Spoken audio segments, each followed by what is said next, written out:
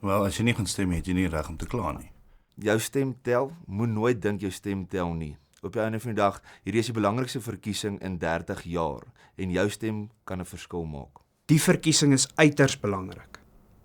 Dit is die eerste keer sedert 1994 wat die land 'n kans staan om 'n ander regering te hê as die ANC-regering. Jy het 'n keuse, of jy is deel van die oplossing of jy is deel van die probleem. Al dink jy nie jou stem kan 'n verskil maak nie, dit maak 'n verskil. My thing is, everybody thinks that out of sight, out of mind. Politics affects all of us, whether you like it or not. Whether you drive down the road, whether you stop at a light, whether you switch on the light, whether you throw your garbage away.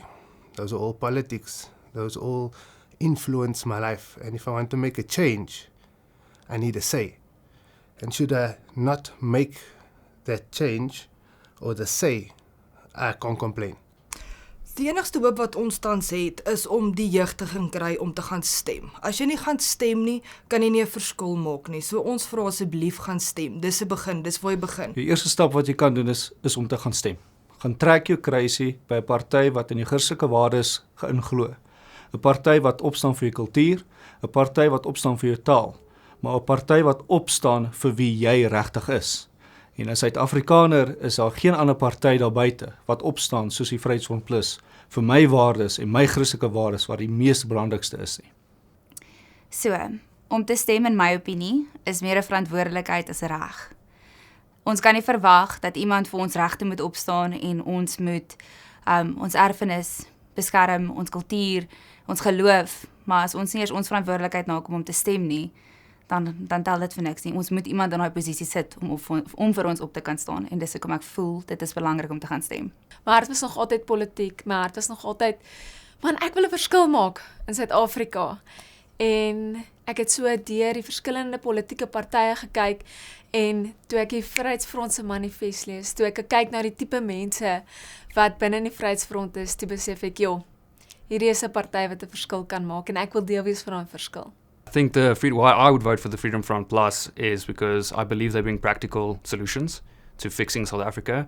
They're not bringing big promises. And I think most South Africans are kind of tired of hearing like big, flagrant promises, So we want practical, we want service delivery, get the best people to do the job, then we're good.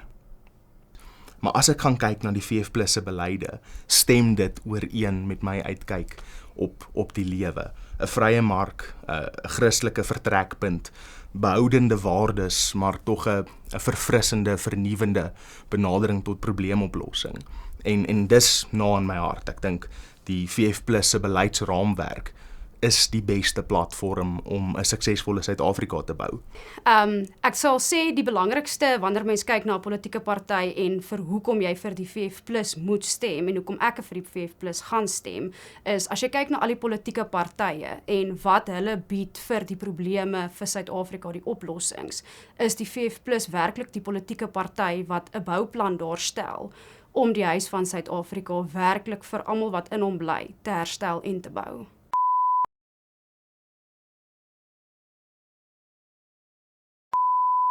Let's restore and rebuild South Africa.